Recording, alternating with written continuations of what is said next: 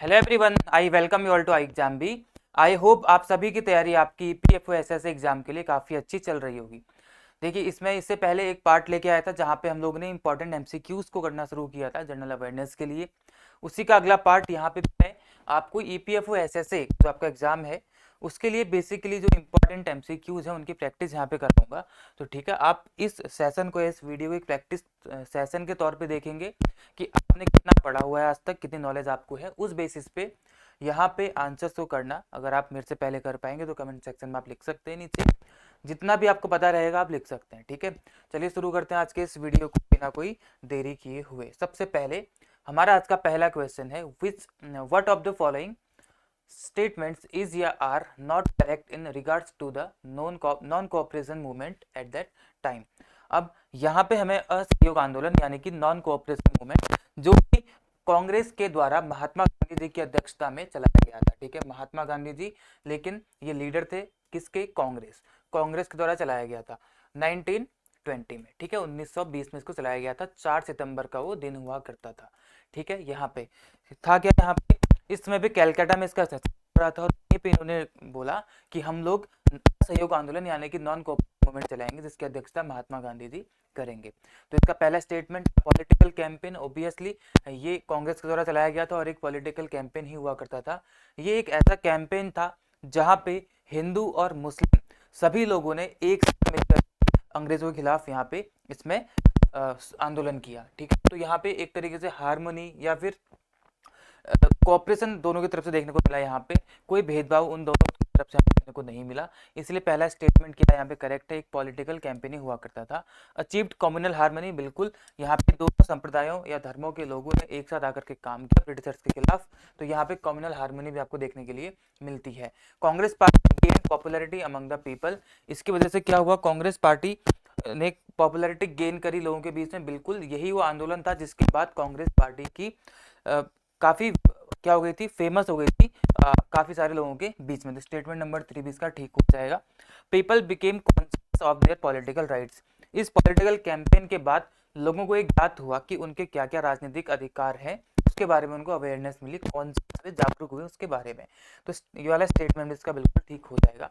1920 में स्टार्ट हुआ था। इससे पहले जलियांवाला बाग मैसेकर यहाँ पे हुआ था, जिसके बाद ही जिसके आउटकम्स आप बोल सकते हैं। वैसे सीरीज ऑफ इंसिडेंट्स यहाँ पे हो रही थी जिसमें मेजर रोल प्ले किया था जलियांवाला बाग हत्याकांड ने। इसके बाद ये काफी ज्यादा उग्र होना शुरू हो गया था। तो जलियांवाला बाग हत्याकांड के बाद हुआ था कौन सा? नॉन कोऑपरेशन मूवमेंट, और जो कि खत्म हुआ, it was called off by Chauri Chaura कांड, ठीक है। 1922 में चौरी चौरा कांड हो गया, जिसकी वजह से गांधी जी के द्वारा इस नॉन कोऑपरेशन मूवमेंट को वापस लेना पड़ा। तो इस क्वेश्चन के लिए आपका आंसर क्या हो जाएगा? All of the statements are correct, यानी कि 1 2 3 एंड 4। लेकिन यहाँ पे अच्छा, यहाँ पे नॉट करेक्ट बताना है, तो ये भी करेक्ट है, ये भी करेक्ट है, ये भी करेक्ट है, ये भी करेक्ट है, यानी कि इसका आंसर क्या हो जाएगा? ऑप्शन नंबर ई नन हो जाएगा, ठीक है। क्योंकि यहाँ पे सारे करेक्ट है, नॉन करेक्ट यहाँ पे कोई भी नहीं है, ठीक है। चलिए आगे बढ़ेंगे, देखते हैं अगला क्वेश्चन क्या है आपके लिए यहाँ पे।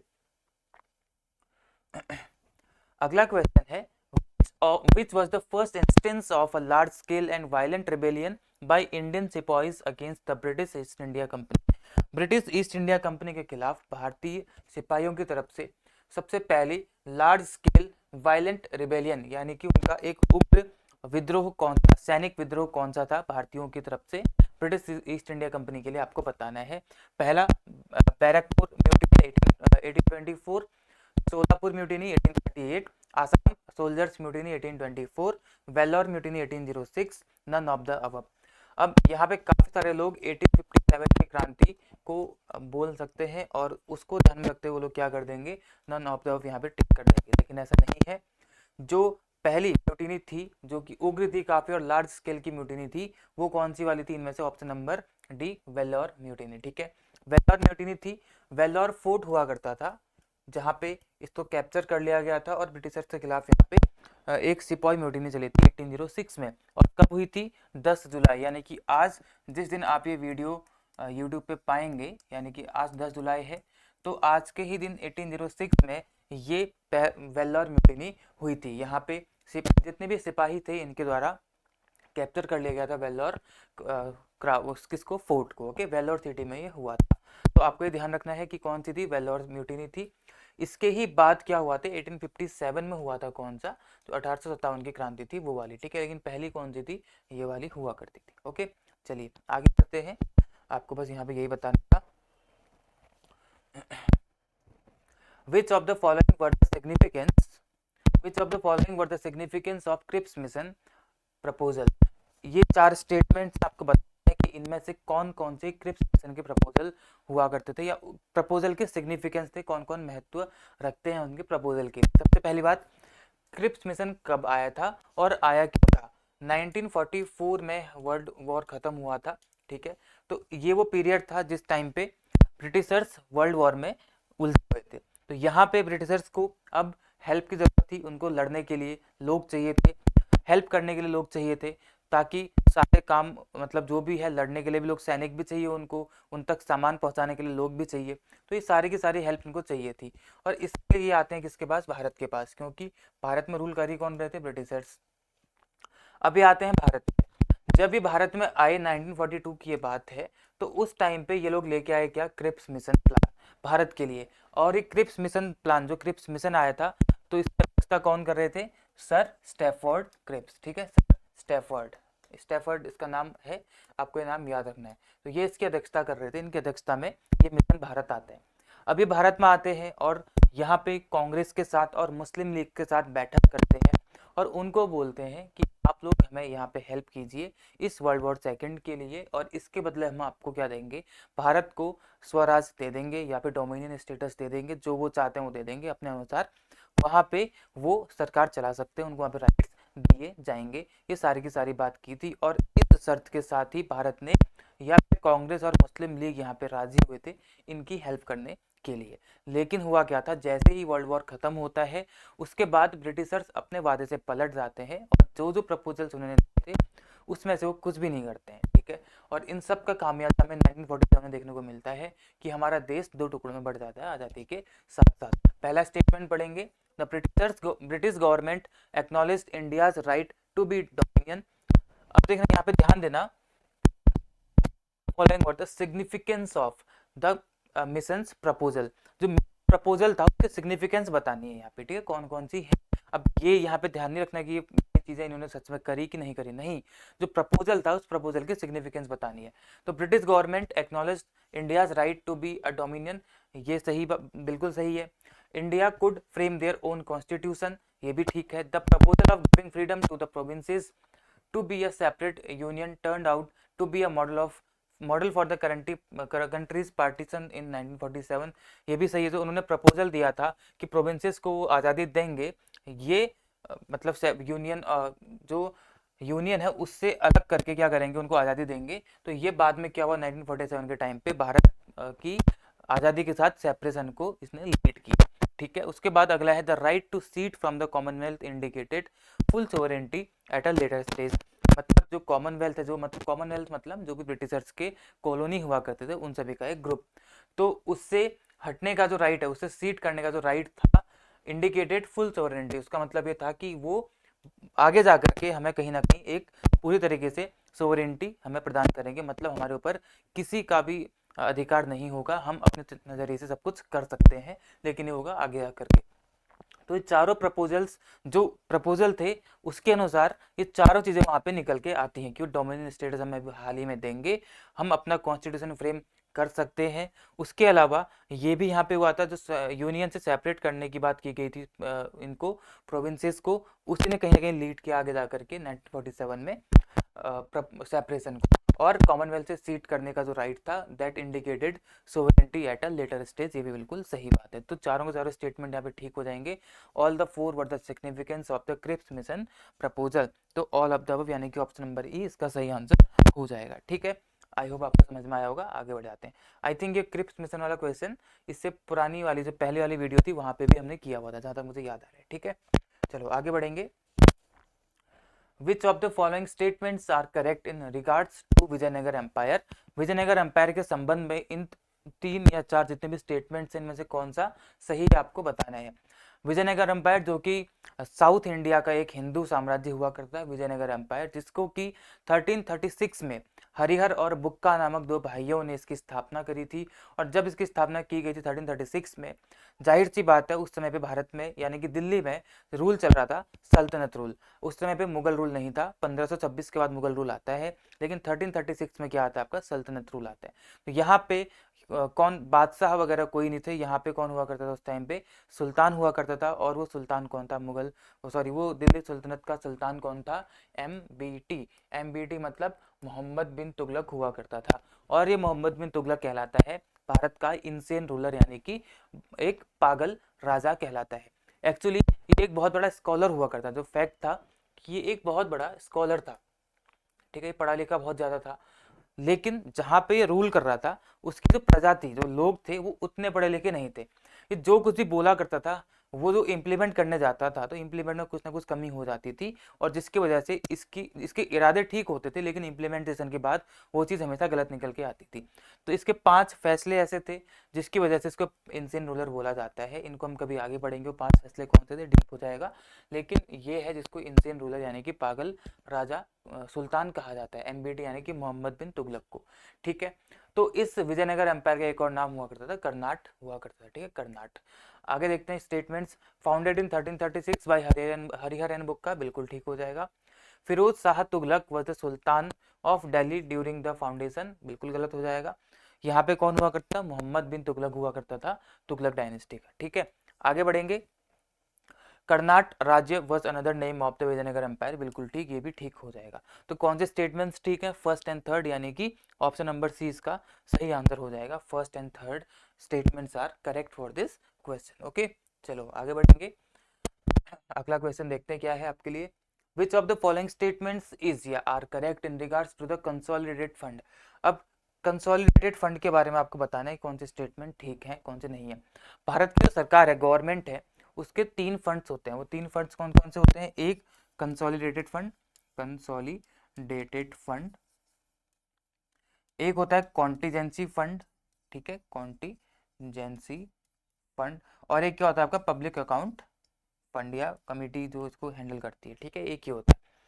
तो ये 3 फंड होते हैं। अब इसमें पूछ इसके बारे में रहे कंसोलिडेटेड फंड के बारे में, तो इसको देख लेते हैं हम लोग। जो कंसोलिडेटेड फंड है ये हमारे भारत के आर्टिकल नंबर 266(1) में इसके बारे में बताया गया है। और इसमें बताया गया है कि ये फंड जो है कंसोलिडेटेड फंड है, इसके अंदर भारत के जो नागरिक हैं, जो डायरेक्ट या इनडायरेक्ट कैसा ही भी टैक्स पे करते हैं, वो सारा का सारा यहाँ पे जमा होगा। उसके अलावा जितने भी इंटरेस्ट या लोन से मिलता है पैसा, वो सारा का सारा यहाँ पे जमा होगा। या फिर गवर्नमेंट ने किसी देश या किसी ऑर्गेनाइजेशन से लोन लिया है तो उसको पे करना पड़ेगा इंटरेस्ट, तो वो भी यहाँ से पे किया जाएगा। ये सारी की सारी बातें कॉन्टीजेंसी कंसोलिडेटेड फंड के बारे में होती हैं। पहला statement, the government needs parliamentary approval. और हाँ, यहाँ से जब भी पैसा निकालना है तो इसके लिए पार्लियामेंट का अप्रूवल होना बेहद जरूरी है। ठीक है, पार्लियामेंट के मेंबर्स जब इसको अप्रूवल देंगे तब जाके यहाँ से पैसा निकलेगा। तो ये पहला स्टेटमेंट बिल्कुल ठीक है। The provision for this fund is given in article 266(1), जैसा कि मैंने यहाँ पे बताया, तो ये स्टेटमेंट इसका ठीक हो जाएगा। The fund is filled by direct and indirect taxes, loans taken by Indian government, ये भी स्टेटमेंट बिल्कुल ठीक हो जाएगा। तो यानी कि इसके स्टेटमेंट 1, 2 एंड 3 बिल्कुल ठीक है। All statements are correct. Okay, for this question all the statements are correct. Okay, चलो आगे बढ़ते हैं अगले क्वेश्चन की तरफ। Consider the following statements.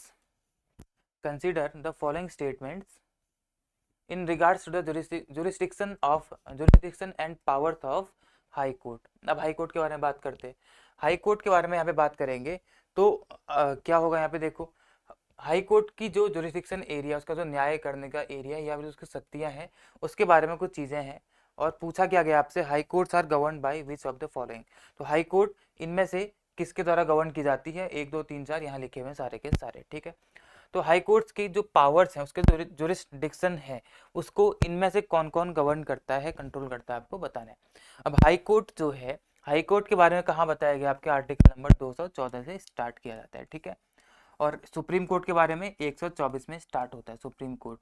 और हाई कोर्ट, अगर वैसे हर राज्य के लिए एक हाई कोर्ट होनी चाहिए, लेकिन 2 या 2 से ज़्यादा राज्यों के लिए एक हाई कोर्ट भी बनाई जा सकती है, इसका प्रावधान भी दिया गया है। ठीक है, अब देखते हैं हाई कोर्ट की जो पावर्स हैं, जो उसके जुरिस्डिक्शन है, उन सभी को कौन यहाँ पे कंट्रोल कर सकता है। सबसे पहले एक्ट्स ऑफ पार्लियामेंट, बिल्कुल ठीक, पार्लियामेंट के एक्ट उसको वहाँ पे गवर्न या कंट्रोल कर सकते हैं। स्टेट लेजिस्लेचर यानी कि जो राज्य है, जिस राज्य की वो हाई कोर्ट है पर्टिकुलरली, वो भी वहाँ पे उसको क्या कर सकता है, उसको गवर्न कर सकता है। इंडियन पिनल कोड आईपीसी भी कर सकता है। क्रिमिनल प्रोसीजर कोड ये भी कर सकता है। सिविल प्रोसीजर कोड वो भी कर सकता है। यानी कि सारे जितने हैं ये सारे के सारे इसको गवर्न कर सकते हैं। यानी कि ऑल इसका सही आंसर हो जाएगा। ठीक है, क्या हो जाएगा सही आंसर, ऑल इसका सही आंसर हो जाएगा। आगे बढ़ेंगे। अगला क्वेश्चन जो आपके लिए है that is consider the following statements in regard to the speaker and deputy speaker. Speaker और डिप्टी स्पीकर जो कि लोकसभा में होते हैं उनके बारे में। राज्यसभा में कौन होते हैं, चेयरमैन और वाइस चेयरमैन होते हैं। ठीक है, लेकिन यहाँ पे कौन होते हैं, स्पीकर और डिप्टी स्पीकर होते हैं।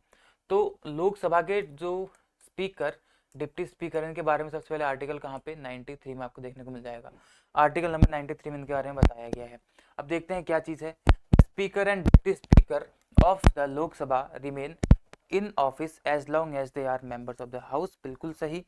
जो लोकसभा का स्पीकर होगा वो उस लोकसभा का मेंबर होगा, उन्हीं मेंबर्स में से ही एक क्या बनता है, स्पीकर बनता है। और एज ए स्पीकर वो शपथ नहीं लेता है कभी भी। एक मेंबर होने के नाते वो शपथ ले चुका होता है। जो भी व्यक्ति उसका स्पीकर बनेगा वो लोकसभा का मेंबर होने के नाते शपथ ले चुका है, तो उसको दोबारा स्पीकर बनने के बाद शपथ लेने की जरूरत नहीं पड़ती है, क्योंकि उन्हीं मेंबर्स के बीच में से वो निकल के आया होता है। तो जो स्पीकर और डिप्टी स्पीकर हैं Lok Sabha, remain in office as long as they are members. बिल्कुल सही। अगर वो उनके बीच में से ही निकल के आए हैं तो तब तक ही स्पीकर या डिप्टी स्पीकर बन के रहेंगे, जब तक कि वो लोग उस हाउस के क्या है, पर्टिकुलरली मेंबर है। जिस दिन वो मेंबर नहीं बनेंगे उस दिन वो वहां से डेमिट कर देंगे। ठीक है, पहला स्टेटमेंट ठीक हो जाएगा।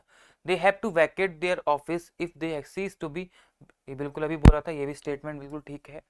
After dissolution of Lok Sabha the speaker has not to resign till a new speaker is elected, ये भी ठीक है। इन केस अगर लोकसभा का डिसोल्यूशन हो जाता है, ठीक है, अगर लोकसभा डिसॉल्व हो चुकी है तो जब तक कि अगली मीटिंग उसकी नहीं बैठेगी उस समय तक ये इसको रिजाइन करने की जरूरत नहीं है। अगली मीटिंग मतलब जब तक कि अगला स्पीकर ना चूज किया जा सके तब तक ये यहाँ पे इसको रिजाइन करने की जरूरत यहाँ पे ऐसी नहीं पड़ती है।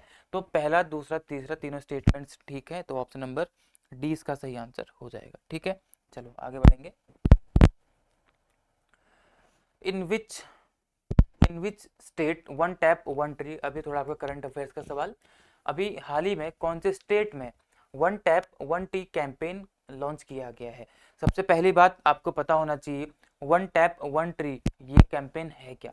इसके तहत क्या किया जाएगा, जो जो भी स्टेट है इसकी गवर्नमेंट चाहती है हर घर जल पहुंचाना, और उसके लिए हर घर में टैप कनेक्शंस होने चाहिए। यानी कि वहाँ पे वाटर जाना चाहिए टैप के माध्यम से, यानी कि वो उनको पोर्टेबल वाटर देना चाहते हैं जो कि पीने योग्य पानी होगा। अब इसके लिए रूरल एरियाज में खास कर ये बात की जा रही है, ग्रामीण इलाके के लिए ये है। तो यहाँ पे हर रूरल हाउस होल्ड को एक टैप कनेक्शन दिया जाएगा, और उस टैप कनेक्शन के साथ वहाँ पे उनको सैपलिंग्स भी दी जाएंगी। अब सैपलिंग्स क्या है, यानी कि उनको पौधारोपण के लिए पौधे वहाँ पे दिए जाएंगे, ताकि एक टैप एक ट्री का सपना साकार हो सके। वो लोग मतलब ग्रीन एनर्जी की तरफ भी बढ़ना चाहते हैं। हम धीरे धीरे हम चाहते हैं कि हमारा एनवायरनमेंट साफ हो, कार्बन एमिशन कम हो, तो उन सब चीज़ों को ध्यान में रखते हुए जहाँ जहाँ पे एक टैप कनेक्शन दिया जाएगा उसके साथ साथ एक सैपलिंग भी उनको दी जाएगी, ताकि वो बाद में बन जाए, वहाँ पे ट्री बन जाए। तो इसके लिए 1 जुलाई से ये स्टार्ट कर दिया गया है, और एक हफ्ते में, एक वीक में 5 लाख ट्रीज को या सैपलिंग्स को देने का टारगेट यहाँ पे रखा गया है। और किस गवर्नमेंट की बातें हो रही है, उत्तर प्रदेश गवर्नमेंट, यानी कि ऑप्शन नंबर ए हो जाएगा।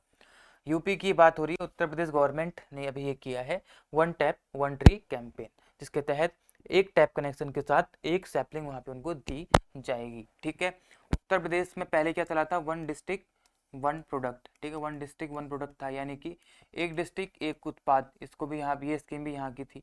ठीक है, तो ये हो जाएगा। योगी आदित्यनाथ यहाँ के कौन है, वर्तमान में चीफ मिनिस्टर है, और लखनऊ यहाँ की राजधानी आपको देखने को मिलेगी, आनंदीबेन पटेल हो जाएंगे। चलो आगे बढ़ेंगे। What is the rank of India in the Energy Transition Index released by the World Economic Forum? अभी हाल ही में WEF यानी कि वर्ल्ड इकोनॉमिक फोरम के द्वारा एनर्जी ट्रांजिशन इंडेक्स निकाला गया।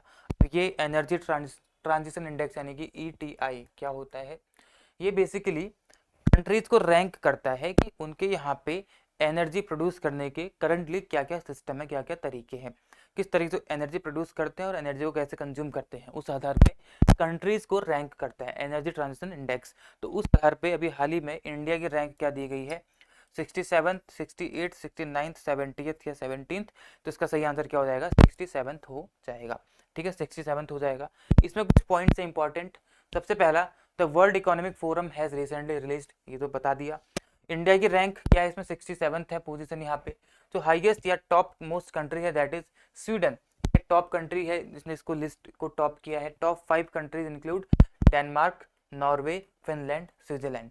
ठीक है, डेनमार्क, नॉर्वे, स्वीडन, फिनलैंड, ये चारों कंट्रीज तो एक ही साथ में आपको देखने को मिलेंगी, स्विट्जरलैंड नीचे देखने को मिलेगा। तो ये कंट्रीज ने यहाँ पे टॉप किया है। This time a list of 120 countries has been issued, 120 countries को यहाँ पे लिस्ट किया गया है इसमें। और ये जो वर्ल्ड इकोनॉमिक फोरम है, ये एक इंटरनेशनल नॉन गवर्नमेंटल क्या है, ऑर्गेनाइजेशन है। इट वाज एस्टैब्लिश्ड ऑन 24 जनवरी 1971, जब बांग्लादेश आज़ाद हुआ था उस टाइम पे 24 जनवरी को इसकी स्थापना की गई थी, वर्ल्ड इकोनॉमिक फोरम की। ठीक है, आगे बढ़ेंगे। हु लॉन्च द पीएम किसान mobile app with face authentication feature. अभी हाल ही में पीएम किसान ऐप लॉन्च की गई है। अब पीएम किसान क्या है, पीएम किसान एक स्कीम बेसिकली आप बोल सकते हैं। पीएम किसान मतलब की मतलब किसान, और ये मतलब सम्मान, ठीक है, सम्मान, और ये एन मतलब निधि। ठीक है, तो किसान सम्मान निधि के स्टार्टिंग के लेटर्स निकालो तो क्या बनता है, किसान बनता है। तो पीएम किसान एक निधि या एक स्कीम है जिसके तहत जो भी फार्मर्स होते हैं, जो किसान हैं, उनको एक साल में यानी कि 1 से 12 महीने तक बीच में उनको मिनिमम इनकम सपोर्ट वहाँ पे दिया जाता है, MIS यानी कि मिनिमम इनकम सपोर्ट दिया जाता है। कितने रुपए का, 6,000 रुपये का। ठीक है, 6,000 रुपये का मिनिमम इनकम सपोर्ट वहाँ पे उनको दिया जाता है पीएम किसान सम्मान निधि के तहत। 2019 में इसको क्या किया गया था, लॉन्च किया गया था। आप लोग कमेंट करके बताएंगे किसने इसको लॉन्च किया था। ठीक है, उस टाइम बजट में लॉन्च किया गया था, किसके द्वारा किया गया था बताना है। ठीक है, तो अभी हाल ही में इस पीएम किसान के लिए क्या किया गया है, एक मोबाइल ऐप को लॉन्च किया गया है। अब इसका मकसद क्या है, मोबाइल ऐप का मकसद क्या है, इसका मेन मकसद है, लिखा भी यहाँ पे फेस ऑथेंटिकेशन फीचर, यानी कि किसान जो है घर बैठे बैठे क्या कर सकते हैं, KYC को अपडेट कर सकते हैं। उनको बिना फेस मतलब बिना फिंगरप्रिंट दिए, बिना किसी चीज़ के, डिजिटली घर बैठे बैठे वो क्या कर पाएंगे, अपना KYC कंप्लीट कर पाएंगे, ताकि उनके लिए कन्वीनियंट हो जाए। तो पीएम किसान ऐप अभी हाल ही में यहाँ पे क्या की गई है, लॉन्च की गई है। ठीक है, नरेंद्र सिंह तोमर इनके द्वारा इसको लॉन्च किया गया। ठीक है, चलिए आगे बढ़ेंगे। Which country has recently joined NASA's Artemis program. अभी हाल ही में नासा के आर्टेमिस प्रोग्राम को किसने लॉन्च किया है, आर्टेमिस अकॉर्ड बेसिकली है। ठीक है, आर्टेमिस अकॉर्ड, इसमें समझौता हुआ अभी हाल ही में। तो आर्टेमिस अकॉर्ड में क्या किया जाता है कि जो मतलब स्पेस एक्सप्लोरेशन प्रोग्राम है उसको हम कैसे करेंगे, कैसे उसमें ध्यान रखनी सब चीज़ें, या फिर मार्स, मून, आप कहीं भी जाओ स्पेस में तो उनको कैसे यूज़ करना है ताकि किसी और का नुकसान भी ना हो, वो अकॉर्ड्स यहाँ पे तय किए जाते हैं। तो अभी हाल ही में जब मोदी जी गए थे यूएस, तो इंडिया यूएस के बीच ये अकॉर्ड्स को लेकर समझौता हुआ, बातें हुई, और उस ये समझौता किसके तहत आता है, उन्हीं का एक प्रोग्राम है आर्टेमिस प्रोग्राम। आर्टेमिस प्रोग्राम के तहत आते हैं आर्टेमिस अकॉर्ड्स। ठीक है, तो आर्टेमिस प्रोग्राम है यूएसए यानी कि नासा का है। तो इसको रिसेंटली किसने ज्वाइन किया है, इंडिया ने भी हाल ही में इसको ज्वाइन किया है। इसके बारे में देखते हैं, कुछ इंपॉर्टेंट चीजें, काफी इंपॉर्टेंट है, आपके एग्जाम में पूछा जा सकता है। सबसे पहले इंडिया ज्वाइंस आर्टेमिस अकॉर्ड, ये तो न्यूज़ है ही, अभी बता दिया मैंने। ठीक है, ये तो न्यूज़ ही है। तो prime minister Narendra Modi signed Artemis accord with the nations national space administration यानी कि नासा के साथ। This agreement hold significant importance for India to establish itself a global space power. Okay, अब आर्टेमिस अकॉर्ड क्या है आपको बता चुका हूँ। ठीक है, ये तो अभी बताया था, ये वही है। ये बेसिकली कुछ सिद्धांत है, कुछ प्रिंसिपल है कि वो स्पेस एक्सप्लोरेशन के लिए क्या क्या कोऑपरेशन एक दूसरे को करेंगे, जितने भी कंट्रीज रहेंगी आपस में। और मून, मार्स, कॉमेट्स, धूमकेतु या फिर एस्ट्रॉइड्स जितने भी होते हैं, ये सारे के सारे किस तरीके से यूज किए जाएंगे, उन सब के लिए एक अकॉर्ड है, आर्टेमिस अकॉर्ड। किसका है ये आर्टेमिस प्रोग्राम, ये आर्टेमिस प्रोग्राम के तहत अकॉर्ड्स हैं, जो कि किसके हैं, नासा का प्रोग्राम है। ठीक है, ये चीज़ें यहाँ पे हैं। It aims to land the first astronaut on Mars and eventually on the other planets. ये पहला एस्ट्रोनॉट भेजना चाहते हैं मार्स में इस प्रोग्राम के तहत, और इसके बाद आगे चल करके अलग जो सेलेस्टियल बॉडीज हैं बाकी, उनमें भी अपना एक एस्ट्रोनॉट ये लोग भेजेंगे। ठीक है। आर्टेमिस अकॉर्ड्स को कब स्टैब्लिश किया गया था? आर्टेमिस अकॉर्ड्स वर स्टैब्लिश्ड इन 2020। ठीक है, ये आपको याद रखना है इतना सा। अब इसमें आगे दिखा था हमको कौन कौन इसके फाउंडिंग मेंबर्स हैं, कौन कौन इसके वर्तमान में मेंबर्स हैं, आप देख लेना यहाँ पे। The accords were signed by the directors of the national space agencies of the US. देखना यहाँ से कौन कौन सी कंट्रीज हैं। US, Australia, Canada, Japan, Luxembourg, Italy, the United Kingdom and the United Arab Emirates. October 2020 में इन लोगों ने इसको साइन किया। उसके बाद यूक्रेन ने भी साइन किया इसको। उसके बाद South Korea, New Zealand, Brazil, Poland, Mexico, इन्होंने 2021 में साइन किया। उसके बाद Israel, Romania, Bahrain, Singapore, Colombia, France, Saudi Arab, Rwanda, Nigeria और चेक रिपब्लिक, इन्होंने 2022 में इसको साइन किया। स्पेन, इक्वाडोर और अब इंडिया ने इसको साइन किया है। और कितने कंट्रीज टोटल बन चुकी है? 27 नेशन से बन चुकी है, यानी कि आर्टेमिस अकॉर्ड साइन करने वाले कितनी कंट्रीज हैं? 27 कंट्रीज हैं। ठीक है, ये आपको ध्यान रखना है। लर्न अलोंग यानी कि नासा के बारे में 29 जुलाई 1958 को इसकी स्थापना हुई थी। हेडक्वार्टर से कहाँ पे है? वाशिंगटन डीसी यानी कि यूनाइटेड स्टेट्स में आपको हेडक्वार्टर देखने के लिए मिल जाएंगे। ठीक है, चलो आगे बढ़ेंगे। तो यही था आज के इस वीडियो में, कुछ क्वेश्चंस थे जो आपके लिए इंपॉर्टेंट थे हिस्ट्री, पॉलिटी और करंट अफेयर्स के। आई होप आपको वीडियो पसंद आया होगा। आगे और वीडियो जाएंगे एमसीक्यूज पे, जहाँ पे अन्य सब्जेक्ट्स को लेकर के मैं आऊँगा। ठीक है, यानी कि आपके बाकी बचे हुए जीए के सब्जेक्ट को लेकर के। ओके, तो आपको अपनी तैयारी करनी है and be 50% faster. And thank you all.